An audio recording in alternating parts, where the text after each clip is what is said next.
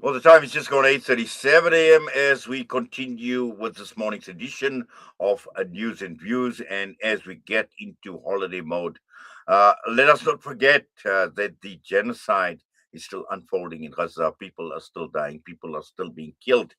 And in our joyous occasions, in our celebrations, let us not forget Palestine. And this is what is taking place this coming weekend.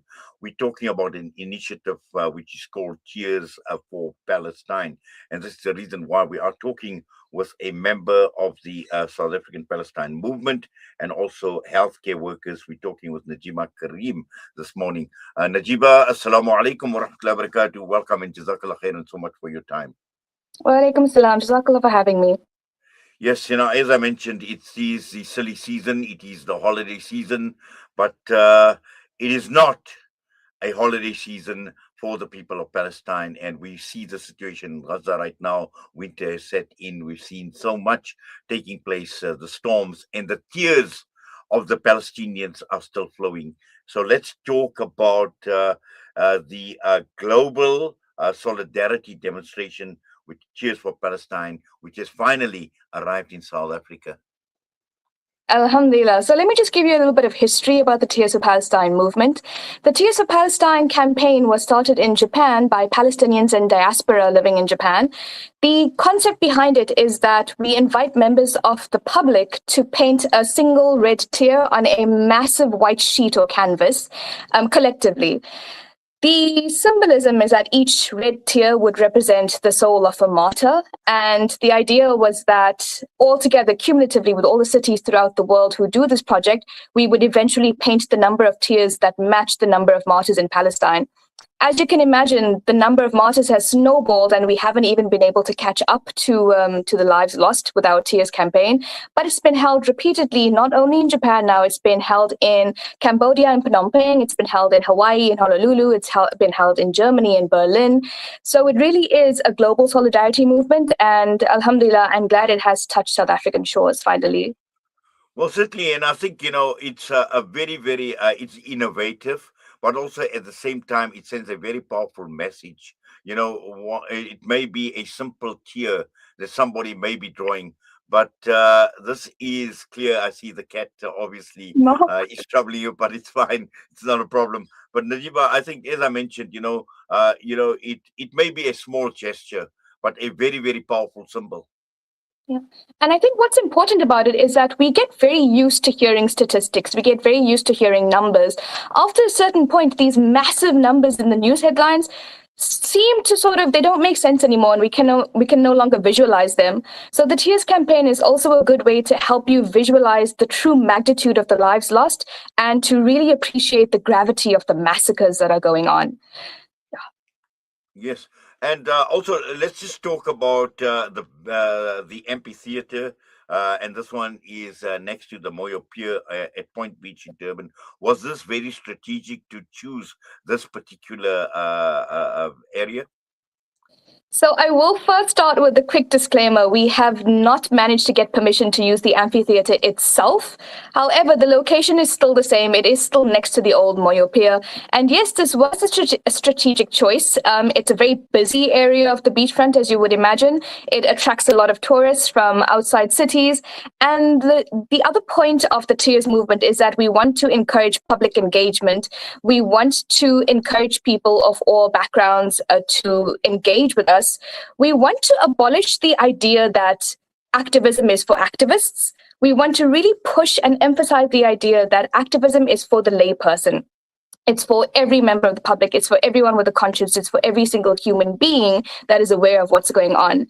So we selected a point that is going to be extremely busy during the silly season. So we hope to see everyone there.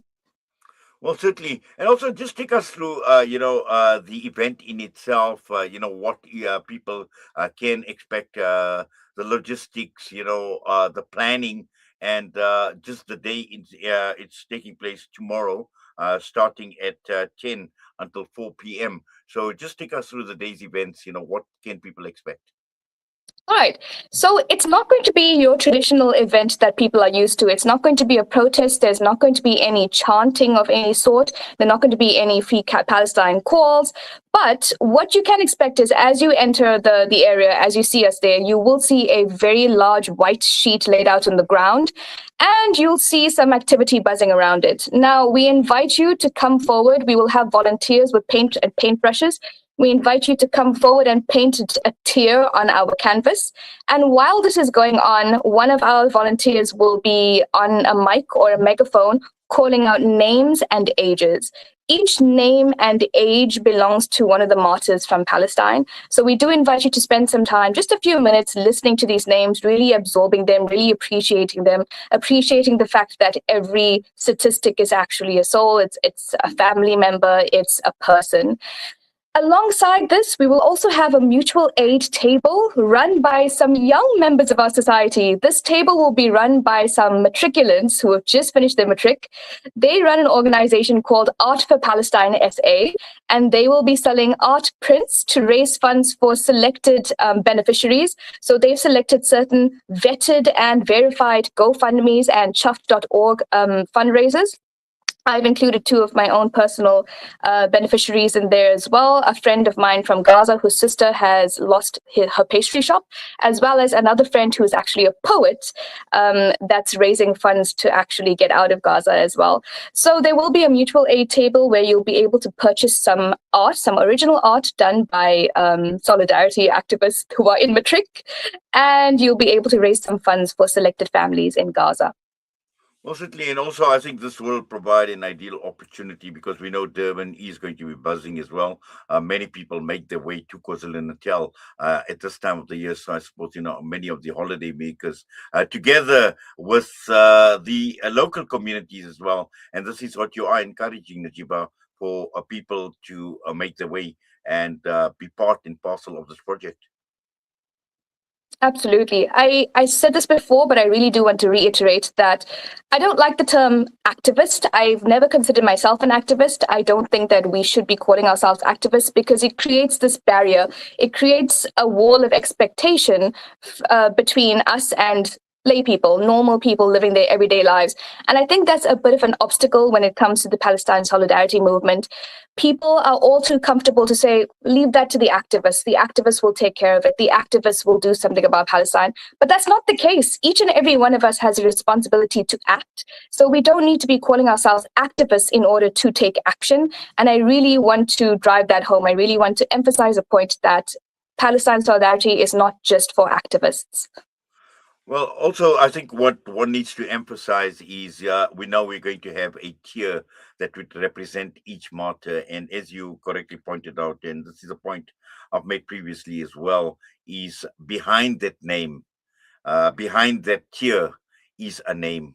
Whether it's a mother, a father, a grandfather, a child, a baby, uh, a fetus as well, an unborn fetus.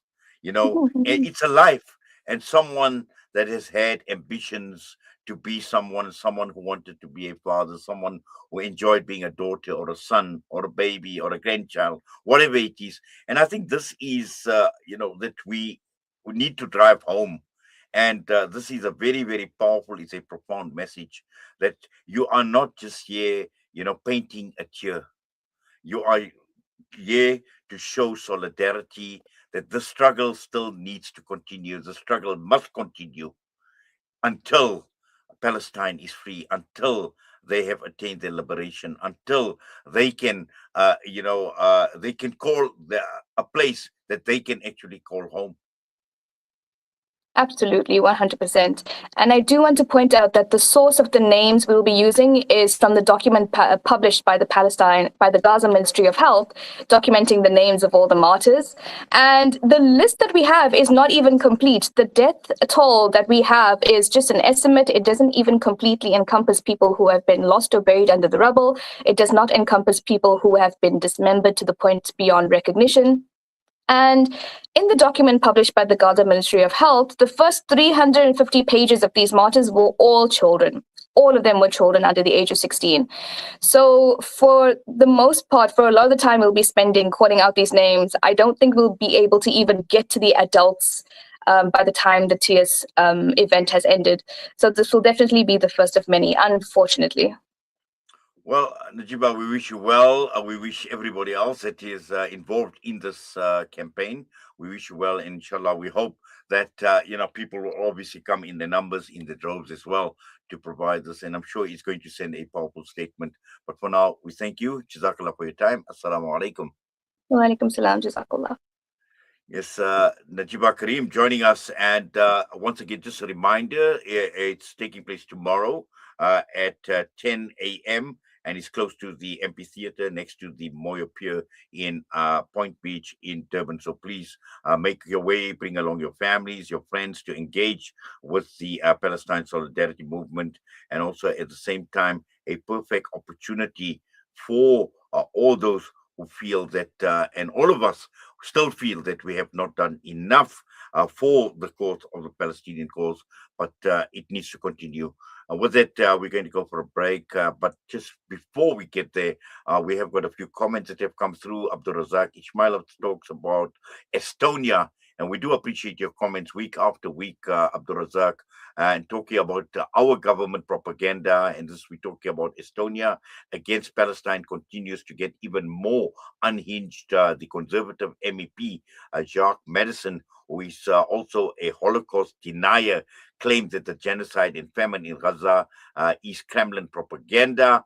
We've already called invaders by members of our parliament, and the genocide is somehow imperative for Ukrainian victory and defense of the West, in official words. Abdul Razak, we thank you.